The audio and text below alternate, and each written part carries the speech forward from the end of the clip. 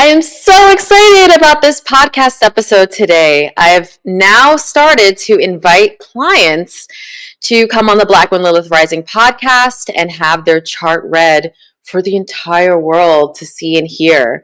And of course, they sign off on this to share their birth chart and their consultation with me. And I hope that all of you can find some insight and bits of information that will help you in your own life.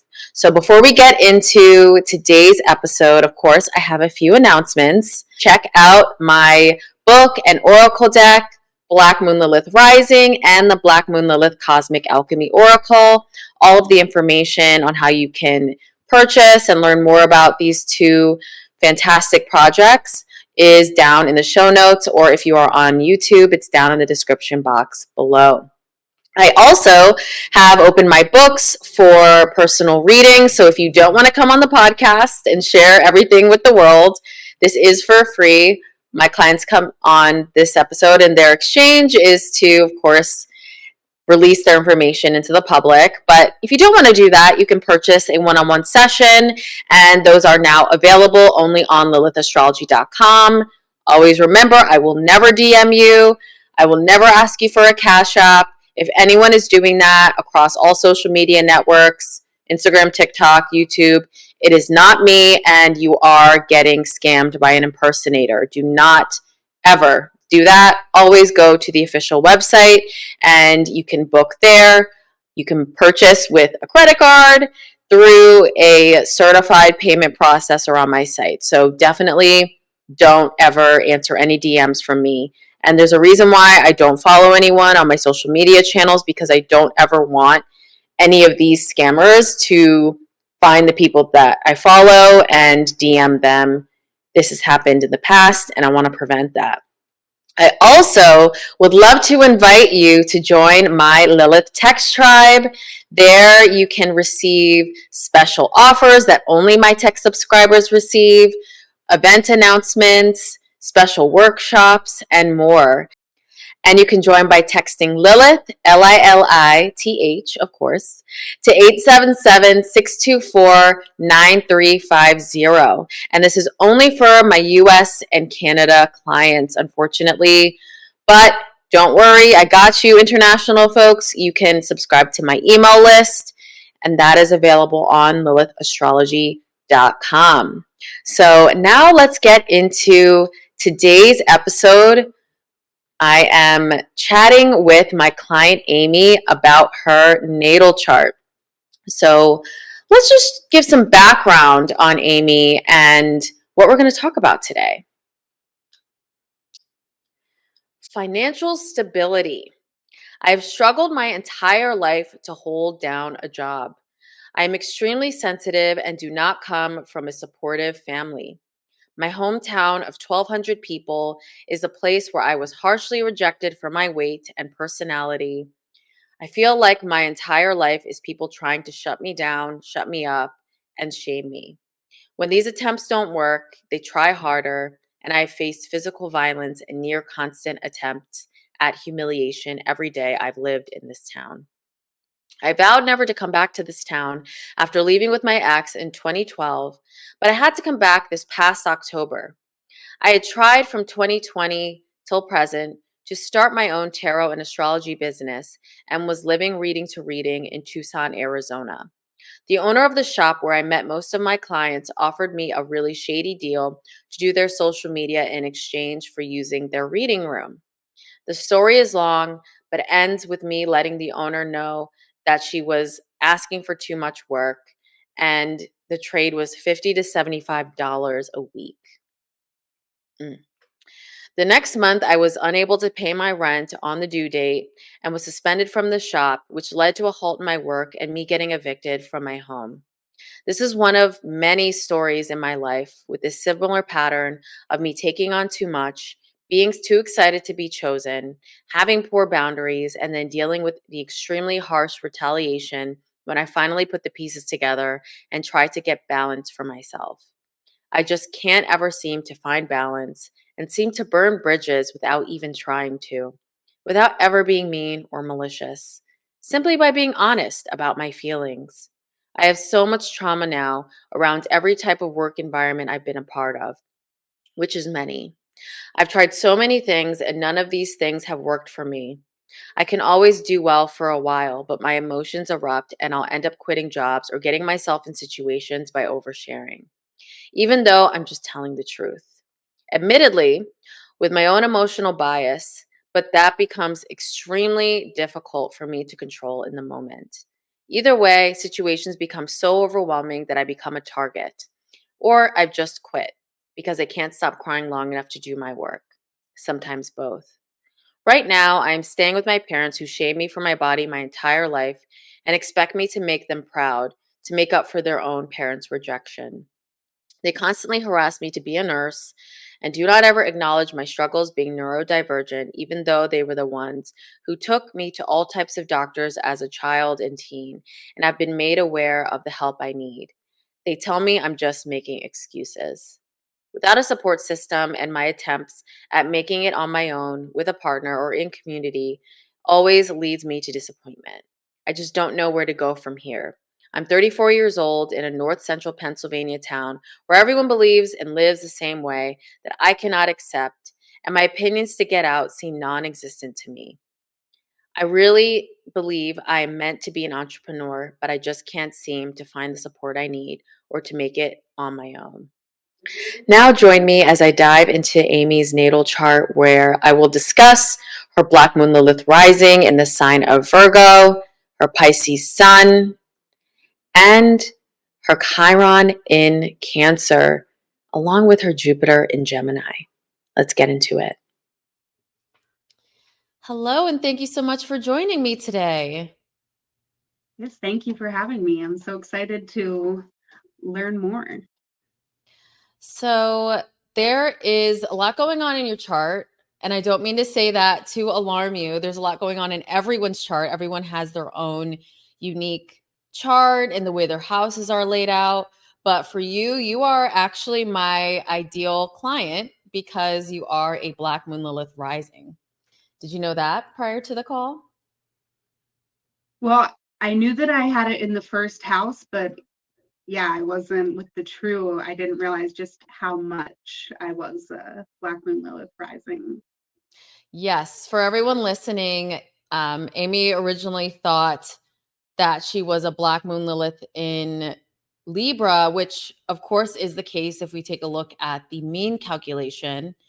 But when we take a look at the true calculation, which I prefer to use for natal charts, you are a true Black Moon Lilith in Virgo. And that's forming an almost exact connection with your ascendant. It's about 5 degrees away. So when you walk into a room, Black Moon Lilith is very present in your personality and how you show up, and the themes that are in her myth of power struggles between the masculine and feminine, objectification, misogyny, and really needing to reclaim one's own power to really fight through those forces in your life is a constant theme in your life. So, does that ring true for you? Absolutely. All right. So, everyone, let's dive into Amy's chart. I'm actually going to add her specific chart to the stage, if you don't mind, Amy. We're going to be open and transparent on this podcast episode. All right. So, as you can see here, you are a Virgo rising. So, Virgo is a mutable earth sign and it's ruled by the planet Mercury.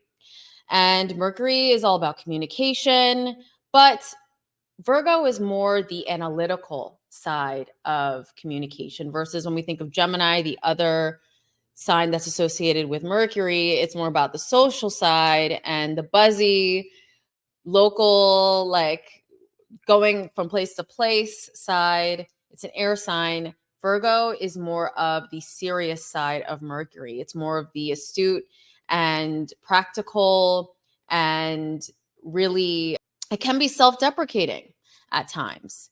So you've got Virgo ascendant, and your ascendant is not only how you show up when you first enter into a room and your personality and how people perceive you, it also is the lens that you view the world through. And it's also how your early environment may have formed your opinion of yourself. So when you have Black Moon Lilith, literally 5 degrees away from your ascendant, it's conjunct your ascendant, your Black Moon Lilith rising, and the archetype of Lilith shows up in the room. So you're talking to someone who also is a Black Moon Lilith rising, and I wrote this book, Black Moon Lilith Rising, and this podcast is really all about people like you who may be experiencing these things from the outside world and they really don't know why and how to alchemize them and turn them into their superpower. So the thing with Black Moon Lilith and Virgo, there can be a lot of emphasis on not only self-deprecation because of maybe how you grew up as a child and what you experienced from your direct family unit, but it also can affect how you feel about yourself, your self-esteem. And you can get into like analysis paralysis. So it's kind of like where you may overanalyze something so much because you're used to being overly critiqued by other people, that so much that it stops you from doing certain things in your life or launching that brand. Like as we read in your description for your reading, you really want to be an entrepreneur, but sometimes Black Moon Lilith and Virgo can stop you from doing these things because you're too hard on yourself. Black Moon Lilith and Virgo on more of a darker end of the manifestation. I wrote about this in the book. It can really take a toll on your physical health. Sometimes, trigger warning for those listening, it can lead to some eating disorders or challenges with food and feeling like you are never enough and that you're not perfect enough. And this all can really lead to delaying certain things from happening in your life. Does that ring true for you, Amy? Yeah, absolutely. Just like even right now, I'm like, oh, are my eyes watering? I'm being recorded. So it's just like adding that layer of, always kind of thinking about how I'm being perceived, my physical appearance. Yeah. And the thing is, with the way that Black Moon Lilith manifests is it's not only the difficulties you can experience or the darker aspects that you can experience of the placement, but it's also about how you can use those experiences to actually make it your superpower. Like when we take a look at the other side of Virgo, so let's put aside the overanalysis and the self-deprecation. Virgo is a powerhouse when it comes to practicality, when it comes to writing and articulation, when it comes to accuracy and channeling that perfectionism in a way that is of service to other people is something that is extremely powerful for Virgo. And I also read that you are a healer as well yourself. Virgos are natural healers. Virgo risings especially. They're natural healers, whether it's, let's take archetypally, it could be plant medicine or working with the earth. It's an earth sign, and Virgo rules the variation that exists within plants and animals on this planet. But this also can be healing others through what you have experienced yourself and becoming that vessel to bring forth knowledge that can really transform people and quote unquote perfect them. So have you felt that some of these traits of your Black Moon Lilith have really stopped you from growing in your business and growing in your practice? Absolutely. I definitely feel like I do get too overly critical, like even doing something like this, I feel like sometimes I don't fully embrace the whole experience because the moment I'm doing it, I just start over analyzing and, definitely with putting content out because everything's online now, it can be where, if I don't get a response, I'm just like, oh my gosh, like everyone hates me. They're all waiting to criticize me. Well, I don't want to say like it's all in your head because I think sometimes like in the spiritual space, people can be like, well, if you're thinking it, you're manifesting it, because that's not always the case. I think we live in a very judgmental society in general, and especially judgmental towards women. And I've felt quite literally what you're saying. doing what I'm doing now and building my own business, I've literally went through those same thought processes because that's how we're conditioned. That's like the TV that we watched when we were children. We're around the same age. We're millennials. Um, I mean, you can even take a look at the show Quiet on the Set about Nickelodeon. Like, I'm sure you watched Nickelodeon. Oh yes, and I watched the documentary too. Okay, so all of that energy was channeled into us as we were kids. I think that, like, in general, our surroundings and our media really did shape a lot of the self-deprecation that we can have as adults, especially as women. Like, we're always constantly judged. But all that aside, to say that those feelings are normal when you're doing something so public and you're really being honest and bearing your soul. But the way to kind of push past that is to post it, is to do it.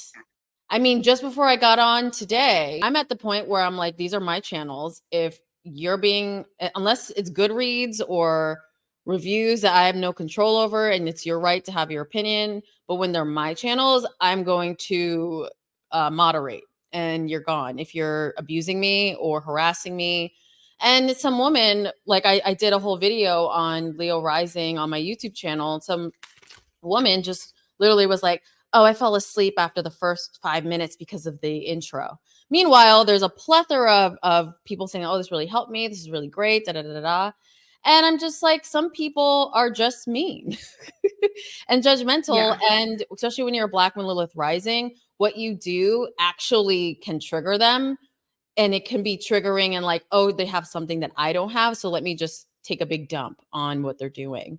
So you have to build up a thick skin. And so sometimes it's just posting it and doing it and allowing the shit to stir and dealing with your own emotions around the shit that comes up, because it then lets you grow thicker skin. So then you're actually able to reach the people that it's going to affect in a positive way. You know what I'm saying? Yeah, absolutely. That makes a lot of sense. So it's kind of like push through the pain type of vibe. I mean, I don't mean to sound so severe with it, but it's basically that's what I've had to do to really get out of my own way when it comes to posting, because now as spiritual teachers in 2024, that's how we really reach our clients, is through the internet. And unfortunately, it's going to go in front of people that may not resonate with your message, and you have to be okay with that.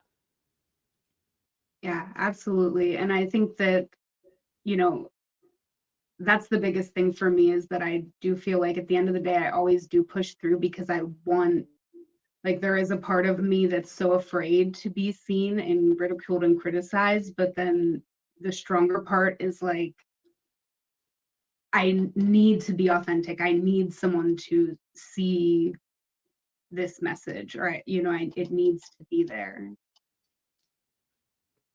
Then that means that's what it means. So it's also, when you think of it in that perspective, it takes the self-deprecation out of it, because it's like, it's not about me. It's actually about the person receiving this. So it takes that, okay, well, you can say what you want about me. It's not about you. It's not about me. It's about X person, other person that may be watching it and is too afraid to comment or too afraid to say anything, but it's actually helping them. So it's taking yourself out of the equation, that I think also helps in situations like this. So I pulled a couple cards from the Black Moon Lilith Oracle. You can see back here. But the first card that Right. came up is Black Moon Lilith in Aquarius, and the message is honoring your individuality. So, placement aside, this is not the placement that you have in your chart. Of course, these are oracle cards. And I created the Black Moon Lilith in Aquarius card as an ode to someone who is afraid of their unique individuality, what they have to bring to the collective, and someone who is really here to assist the collective, but they allow other people's opinions of them to delay it or get in the way. So it's time to let go of that. It's time to let go of that. And we pulled the Eve card, Divine Feminine Awakening. So I know you inquired a bit about partnership, relationships, and you can feel like you're a lot on the demonizing end of things. We all know the story of Adam and Eve. You know, I mean, it went not the same as Lilith, but similar. It ended in the demonization of the feminine. But when we take a look at the Eve story allegorically, it really is about how the divine feminine has been put here because we are here to awaken the collective. We are the portal, whether or not we have children, we have the ability to do it. We are the portal between the spiritual realm and the physical realm.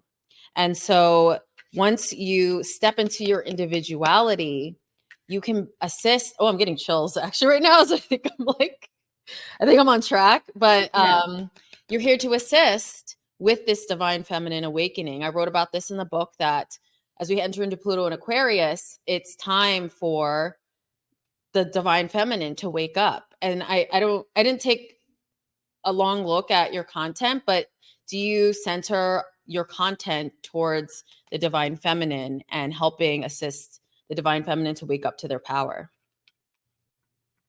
I think a lot I do, it's not always intentional. I feel like a lot of what I put out is very personal, and it's, my experience, which I definitely feel is a lot of that is just, and I feel like in relationships, I am always looking for like that protector and, someone who's going to give me some sort of stability.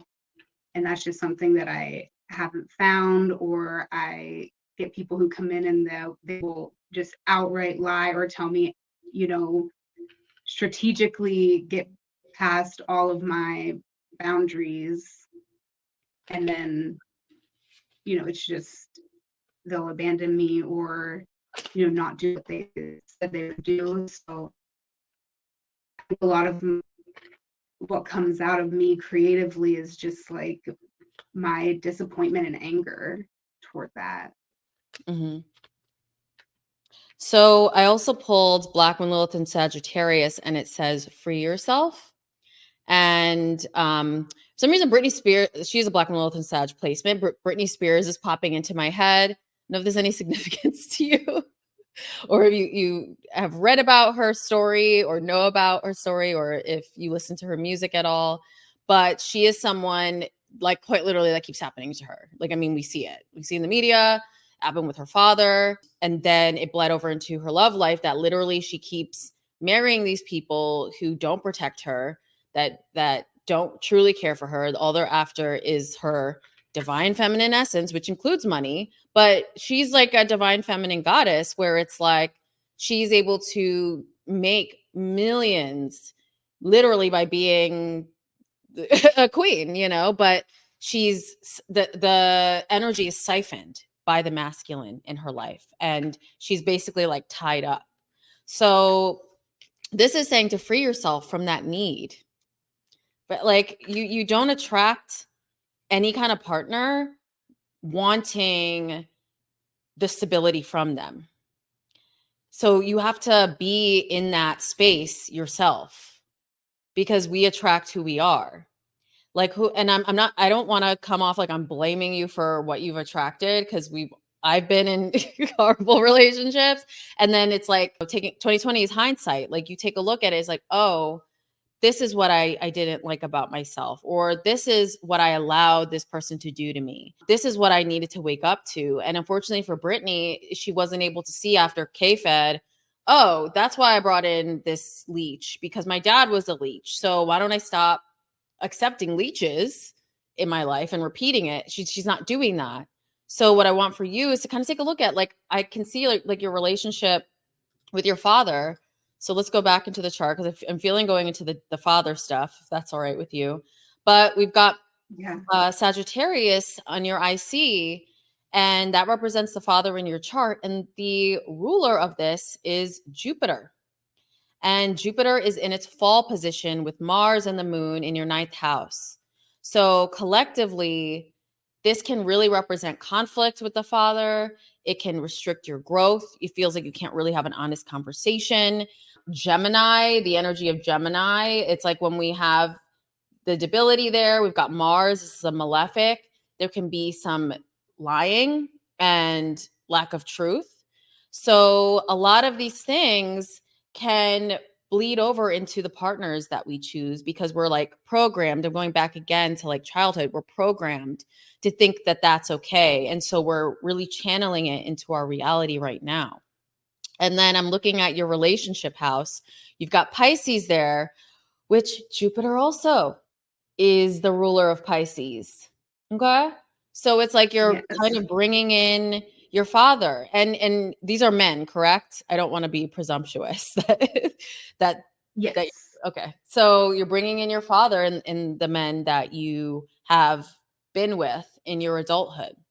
And another thing I want to point out as well, you've got your beautiful Pisces sun with an amazing Venus in Pisces in your relationship house.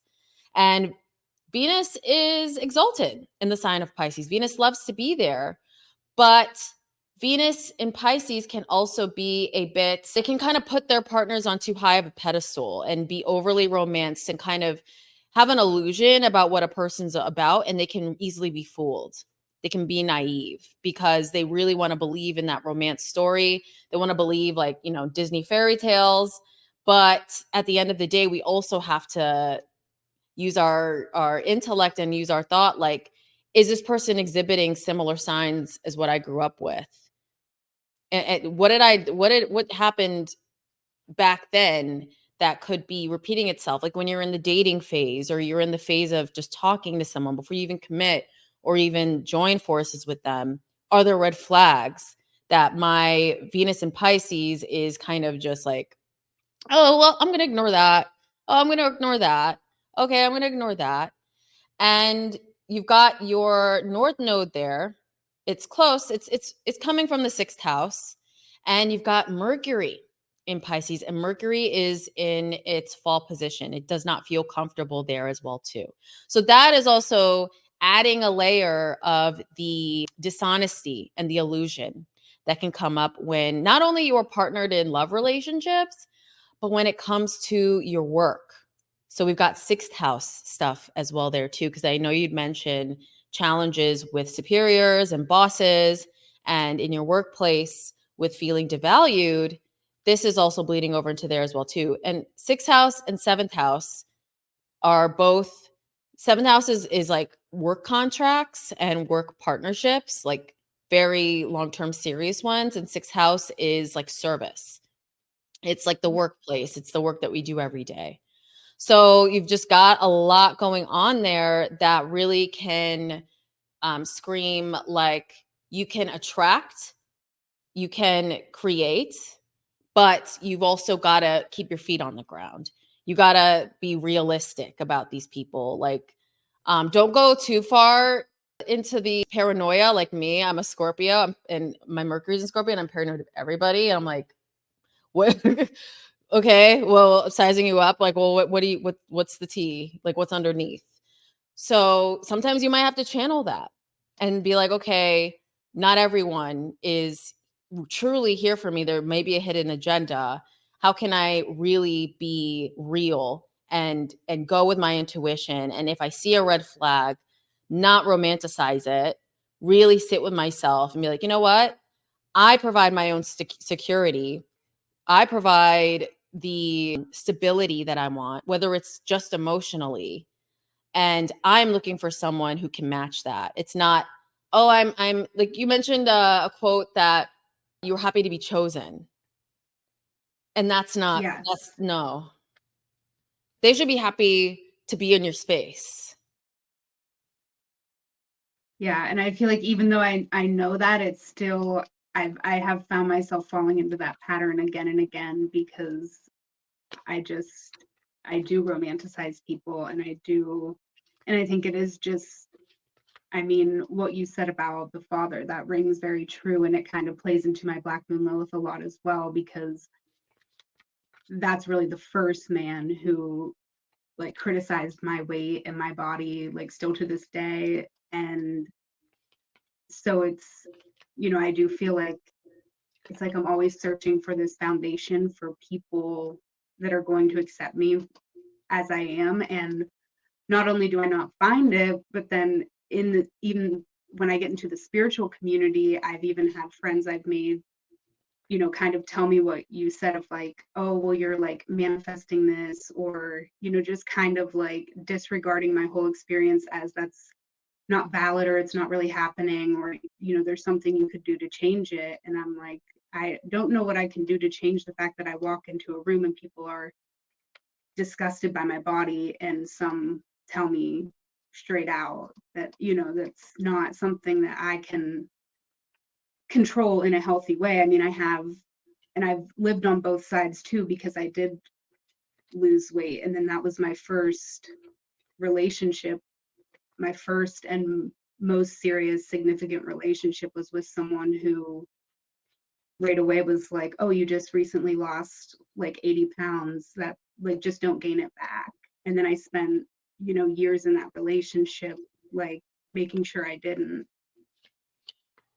And so I think that that's been really hard to have people always be like, oh no, like that's something you can fix. And I'm like, no, that's an issue in the world that I want to help. But you know, it is a dark thing that a lot of people don't want to talk about, or, you know, It's even hear about.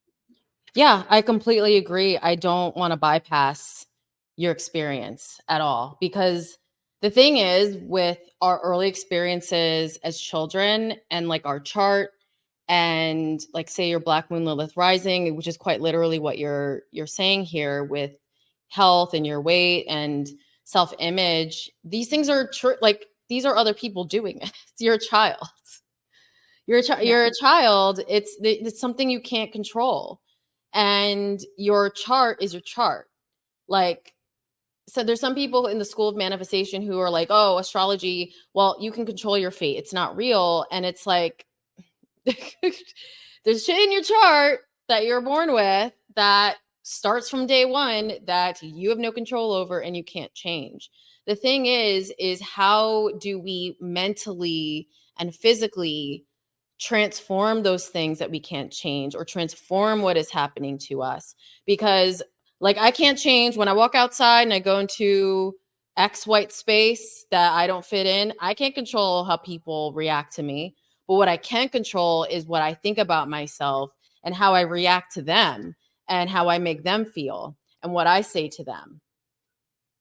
Yeah.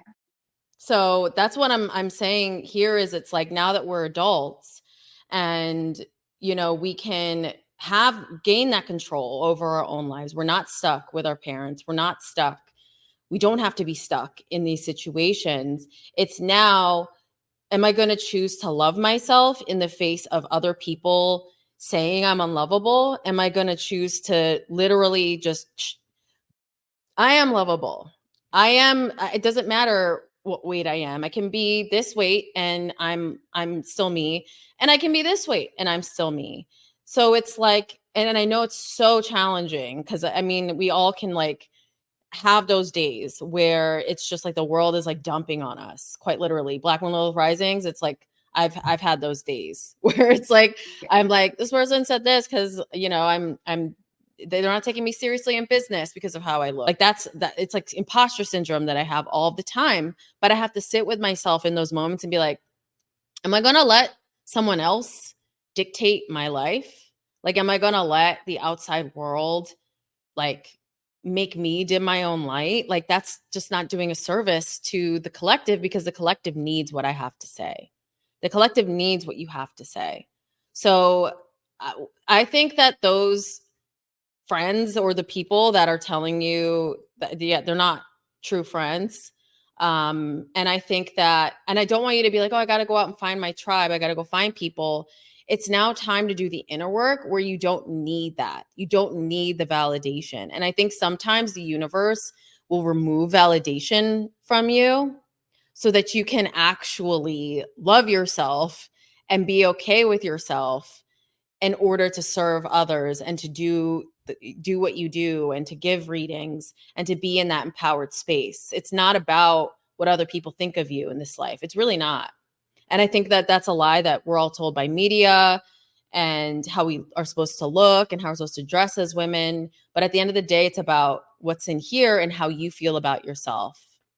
So I know it's easier said than done, best believe, but it's really a mindset thing. And it's not for us to transform our reality. Like it's going to magically change assholes around us. It's about us so we can elevate our lives. So it's like, okay, just thinking about myself for a moment, like I get told, I'm not enough. I'm just a Black girl. Like no one's going to listen to what I have to say. But I'm like, yeah, they fucking are. And the right ones are going to gravitate and actually listen to what I have to say. And the rest of you can go fuck off. Like, honestly, you can really go somewhere because it's not about them. It's not about them. I wanted to ask, was the past relationship, were they a different culture than you? No. They're from like the same town. Well, I'm from Pennsylvania and they were from Michigan. So they were like coming through my town to work on the pipeline, which also was like being from a small town, just something that, everybody talked about too. They're like, oh my gosh, she's like with this worker coming through town. But then, I definitely feel like that relationship, I moved across the country with that person, but there was a lot of drug addiction and on their part, and just really not a big part of my life. It was not a very positive experience. So I'm just pointing at your relationship house again, and with that Sun Venus conjunction, it's important to be aware of attracting people like that who like to escape and rely on substances. So that's just one note that I definitely want to give with that. And you can spot them from a mile away. And those types of people can be very like, they can romance you with words. But then there's always, of course, they have those daggers there that are not loving. So yeah, and I definitely feel like, I've grown so much, like ending that relationship allowed yourself, like not even just allowed yourself, like begged to be disrespected. It was like, please, like stay with me. So yeah, that was definitely a negative experience, and I feel like it's one that's kind of repeated for me, but now I like notice it sooner. So it's like every time I notice it a little bit sooner, but it still is the repeating pattern. we've got that. This is where we've got to go back to before any other man comes into your life. We've got to dig into here, because you never beg, never. And I'm not trying to like come down on you for doing that. We've all been in horrible positions and horrible relationships, but I think looking at that as like a learning lesson, like never, because that then sets you up to be devalued. And I think this kind of goes along with your work as well, because like I mentioned, the seventh house has to do with love, but it also has to do with significant business partnerships and contracts. And you've got Venus there. Venus represents value. And if you don't value yourself, they're going to see ways that they can kind of skirt by. And if you don't have boundaries, Pisces, in that area of your life, boundaries can be a challenge, because you want to be chosen, but it's like you have to choose yourself first. I know it's easier said than done again. And I know like we need money, we need certain things in our lives. So sometimes it's hard to say no. But every single time in my life that I was like, oh no, like I'm not doing that, or no, you can't have that, or yeah, this isn't working. The universe always brings something like with a quickness right after. Always. It's like, it's like clockwork, because the universe is waiting for you to step up and to actually take that action that is saying that this $50, I wouldn't get out of bed for $50. Then the universe is like, okay, we gotta rejig her because clearly she is not on the $50 train. Like she's on the $400 train, and now we've got to conspire. And sometimes it may take a little time because they got to put this person here, and they got to put this person here, and then I got to fly you here in order for you to meet that person, to then meet that person, and then the opportunity comes, or you see something online, and it triggers you. Oh, let me apply to that, or let me respond to that, and then that triggers that better opportunity. So it's patience and it's time, but it's like with manifestation, it's not just about like my thoughts and my feelings. It's also the actions that you take and the contracts that you sign in the ethers, what you are agreeing to that then cultivates our reality. And I know it's really challenging because at the end of the day, we're in a society that they take cash. But the thing is the people that are coming to your life devaluing you, they need to know that too. The society takes cash and you need to fucking pay because my gifts are and my time is valuable. And when you come with that energy, say you enter into the next psychic shop and you're like, oh, I would love to be a reader here. And the person starts with devaluing shit. You're like, okay, well, my prices are this. This is how I work. Here's my business card. And, definitely contact me if you end up needing someone in the future. Thanks so much. Glad to meet you. And you walk out. And that person will end up thinking like, oh, wow. Okay, this person must be like on some shit. Like, and then a couple of weeks later, it might be like, okay, let me give her a call. Like, I'll give her what she wants. Or the person might not do it. And the universe is like, okay, well, we need to give her something. So let's pop a social post in her feed and have her apply to this so that, you're leveling up. So then you can work from home and get paid double that and not even have to leave your house and get to serve people and help in that capacity. Is that all making sense for you? Yeah, definitely 100%. And, I do think most recently what happened is I ended up being basically forced to come back home, which was like to me the worst nightmare I could have ever asked for. But I definitely feel like a lot of what you shared, like about my chart, like I came back here to really see it again, to be like, this is now that you've healed so many aspects of yourself, putting you back in this situation, it's definitely really hard and really emotional. But at the same time, I feel like it is forcing me to like feel those things and heal those things so that wherever I go next after this, I can break some of those patterns and cycles. Yeah. And I see that in your chart as well. So we went over a little bit with the father, but the mother as well. Like I said, you have Mercury in its fall position and its stability in Pisces. That's the mother in your chart. And it's actually in your sixth house, which not only is work, but it's health. And Mercury is all about communication. So it's really interesting that you said your mother also verbally told you just horrible things about your weight and your health. So it's like she's in your head still. Yeah. So it's like you're constantly it's like it's conjunct your north node, so it's creating what I call the karmic loop of where that then ties you up in your straight up life path of spirituality and service to others. So it ties you up from feeling like you're enough and kind of binds you. And you're kind of like just stuck in that loop of like, okay, I'm going to help people. I'm doing it. And then it's like, you're not enough. It's like playing in the background. Yeah. So I think, obviously, I don't know your parents personally and always be safe in certain situations, but I would tell her about herself if that's comfortable enough for you.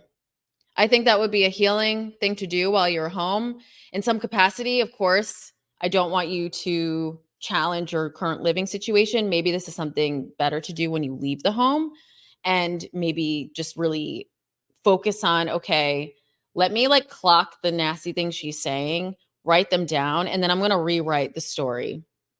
Like literally write them down in a journal. Like today she called me this. Today she said that. How is that not true?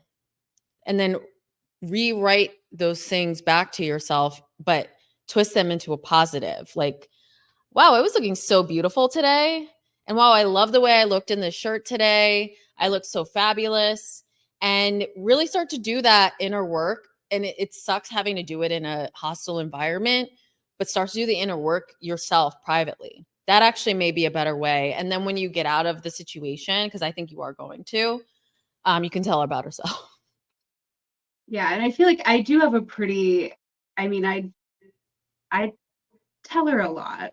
Oh, Even, good. even before I came home, I would, but I definitely think, with that relationship, I feel like I'm very detached from like her judgments emotionally, just because I totally understand exactly where it's coming from, not to make an excuse for the behavior, but I know that she struggles with her own addictions and things like that. So usually the things that she will say to me comes from me challenging her, and she'll be like, well, what about you? Don't you think you ought to lose some weight?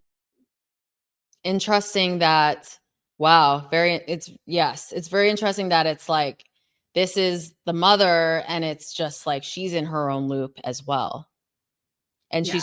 she's trying to come at it from a place of trying to help you, but it's like misery loves company Yeah, type of vibe. definitely. But that's what also is delaying you in terms of your life path.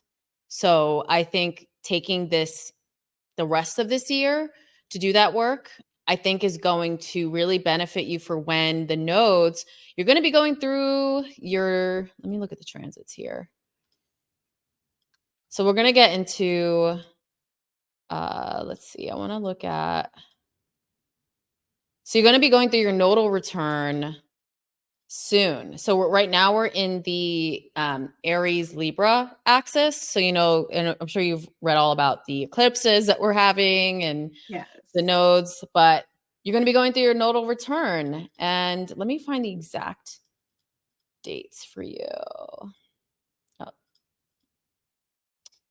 So early 2025, so around February, that is when the nodes are going to switch.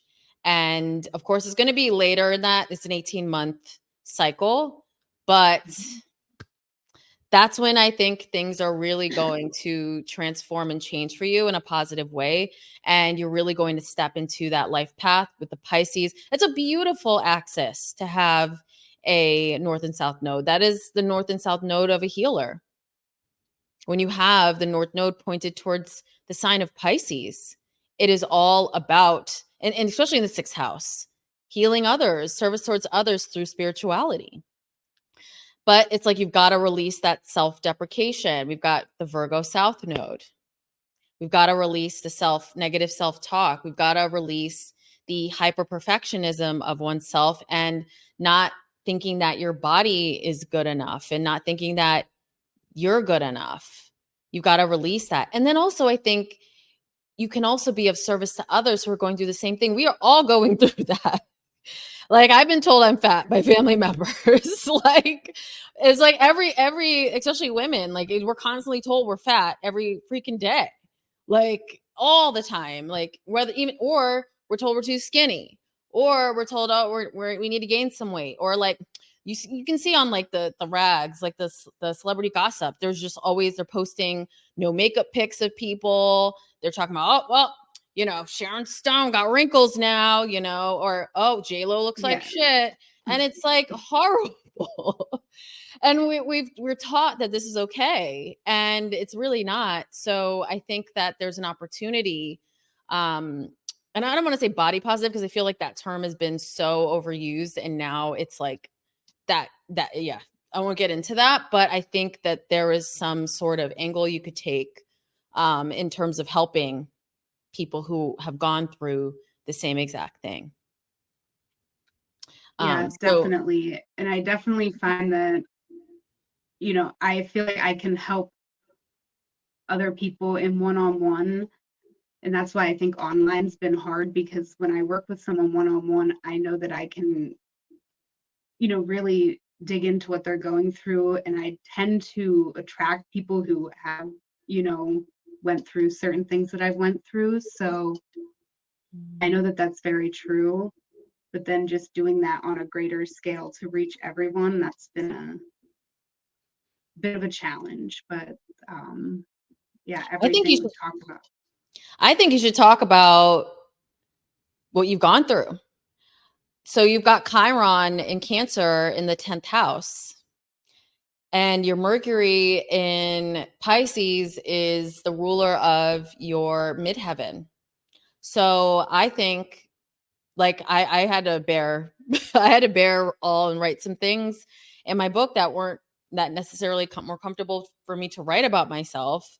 I'm an extremely private person, but I think that um, getting real in your content and talking about what you went through can really attract even more people.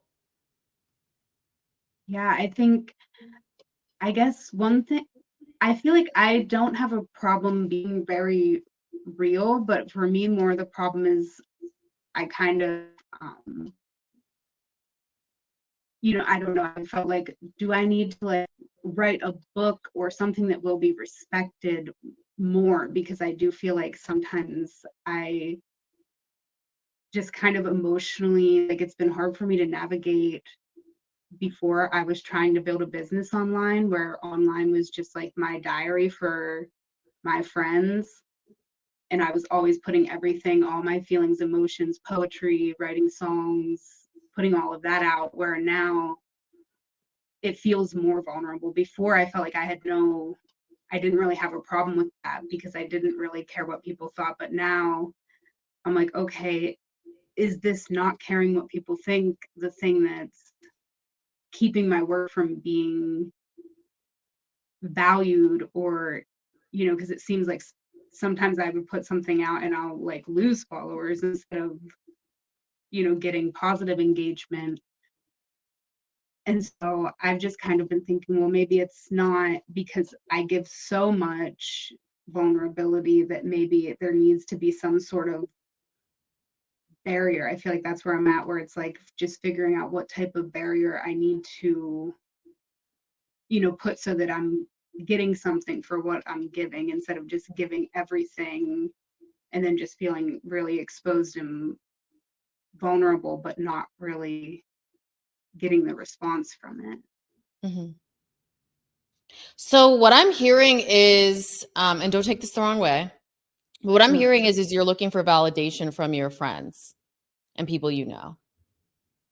not so much validation, but more like just like growing my, more like, I feel like my friends, few friends that I do have, yeah, they definitely would validate me, but it's more like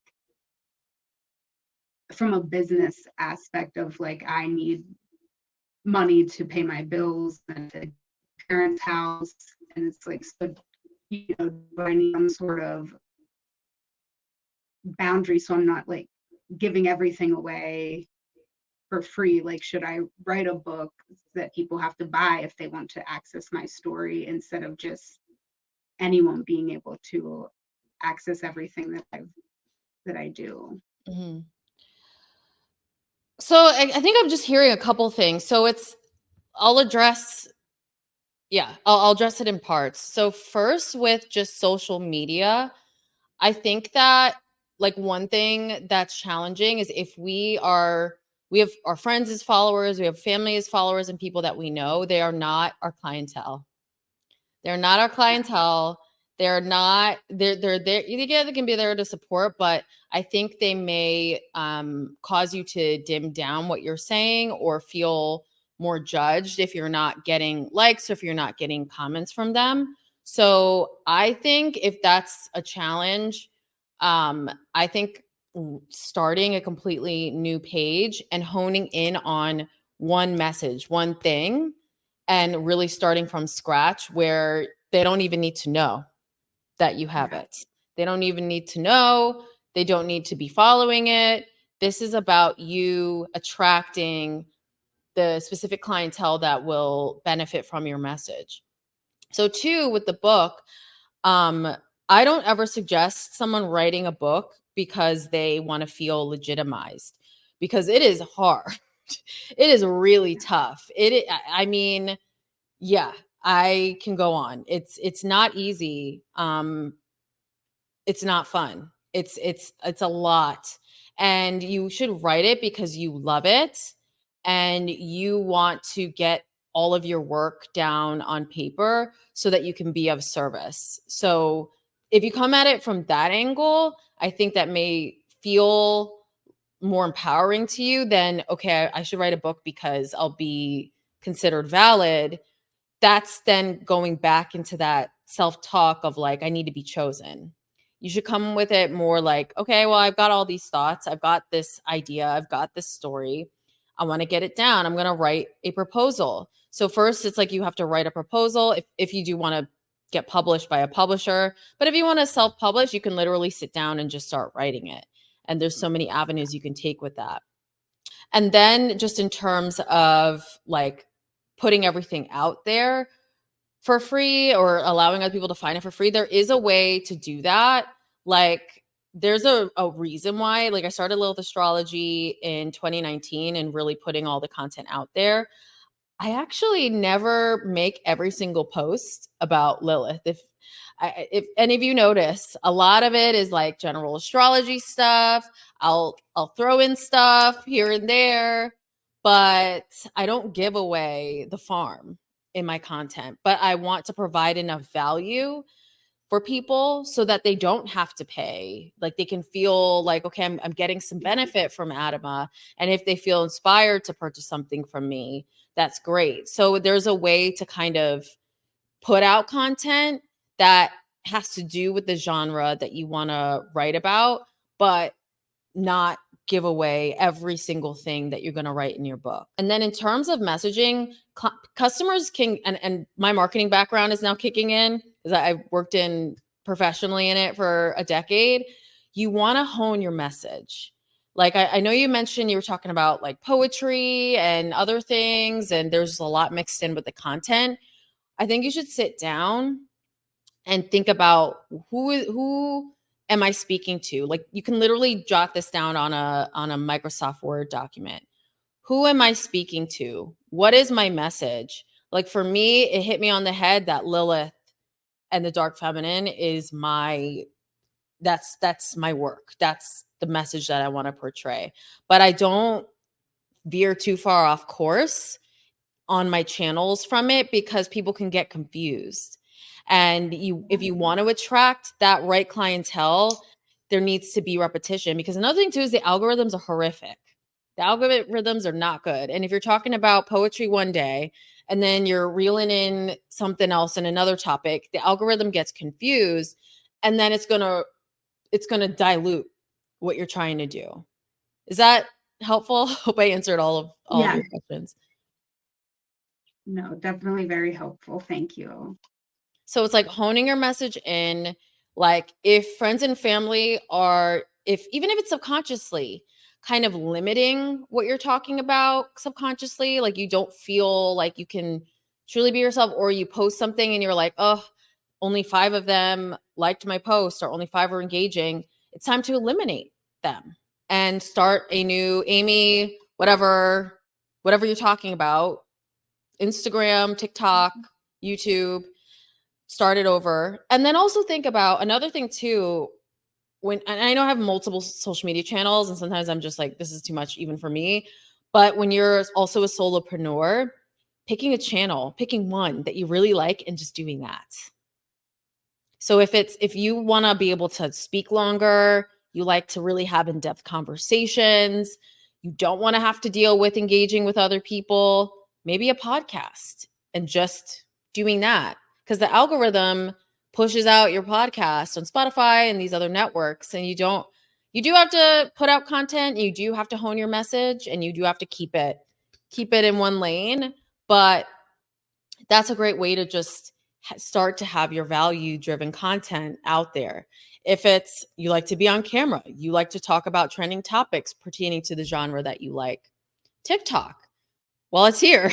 Maybe maybe the best channel for you, or IG Reels or something like that. But just because other people are doing a social media network doesn't mean that you have to do it.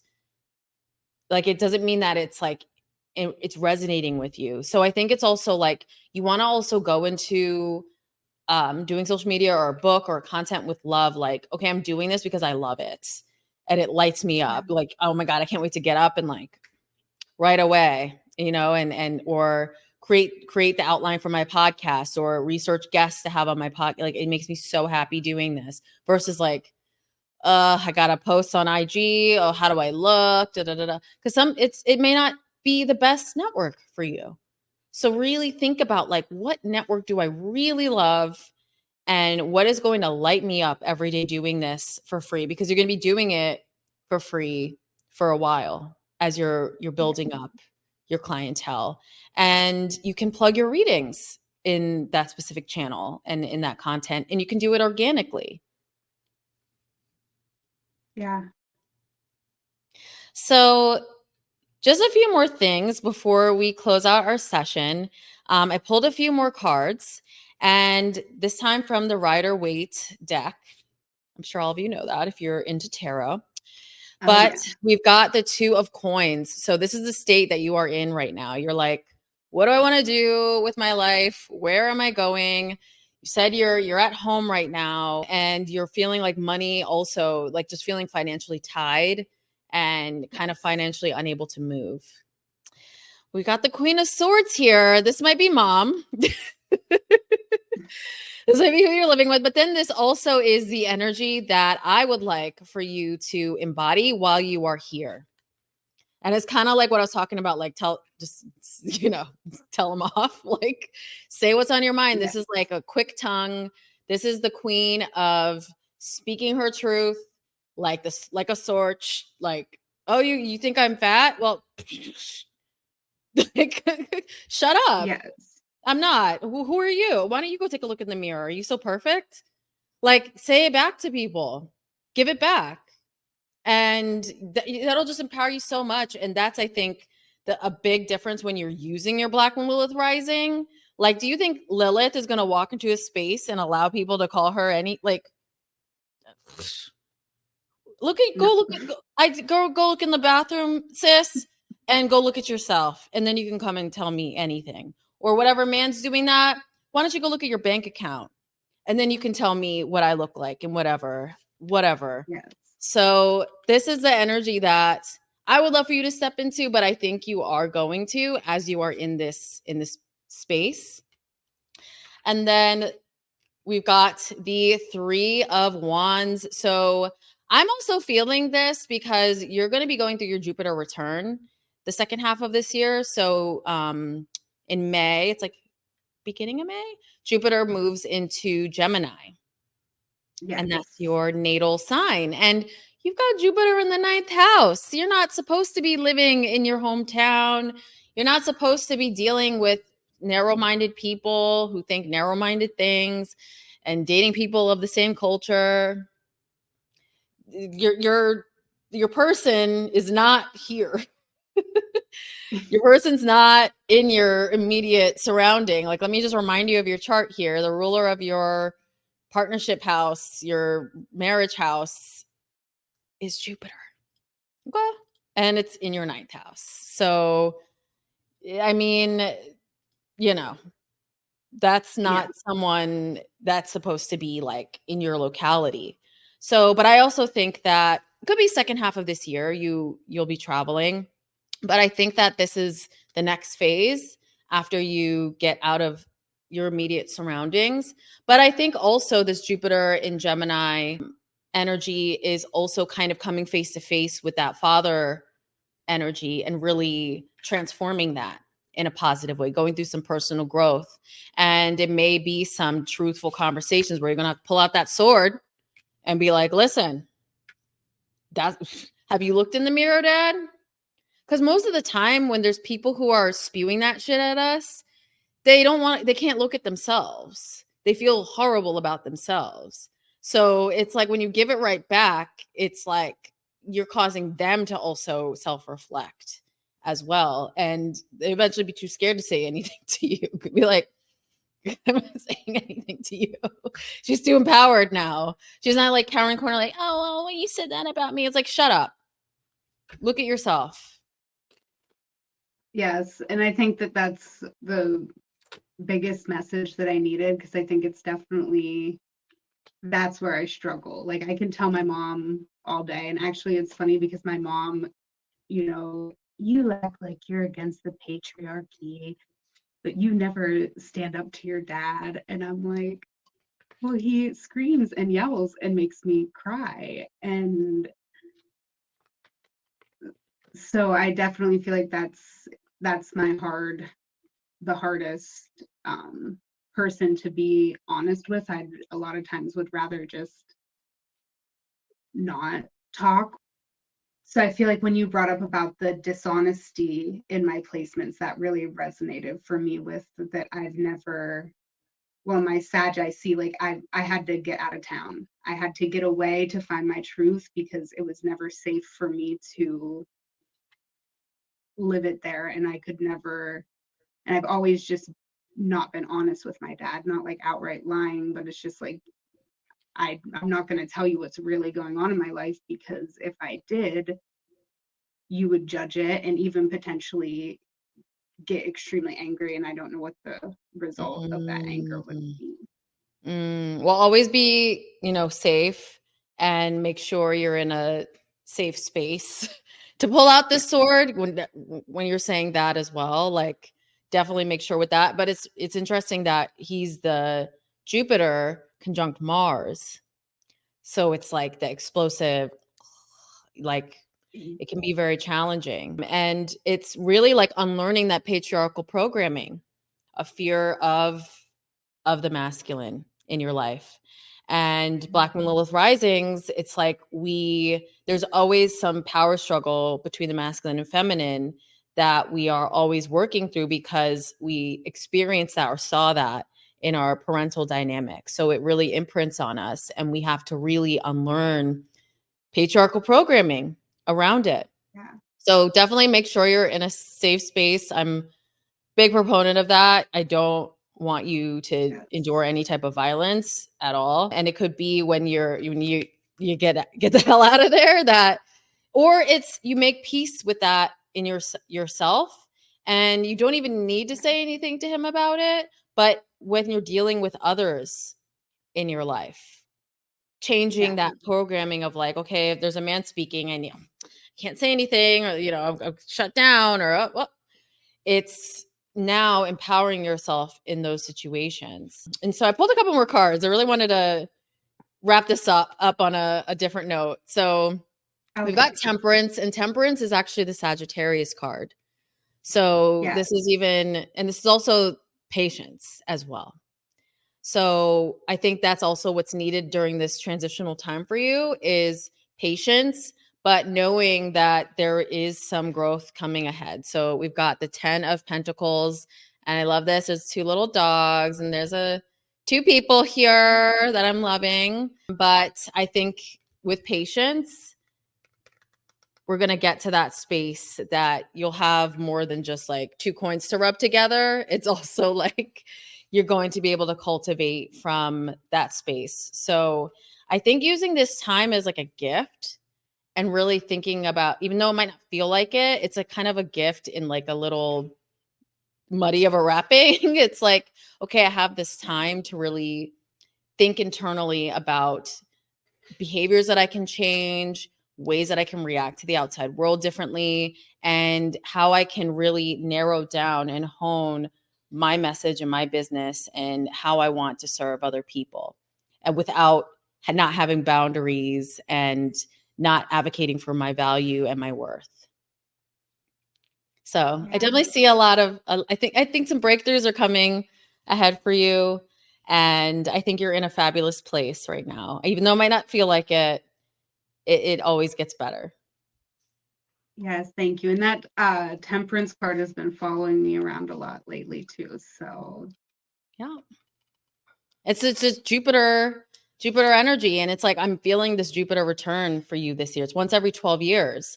So you can think back to 12 years ago and what you experienced then. It was probably like college-y type or after high school-y type of Yeah, transition. It's like for a lot of us millennials, it was around that time.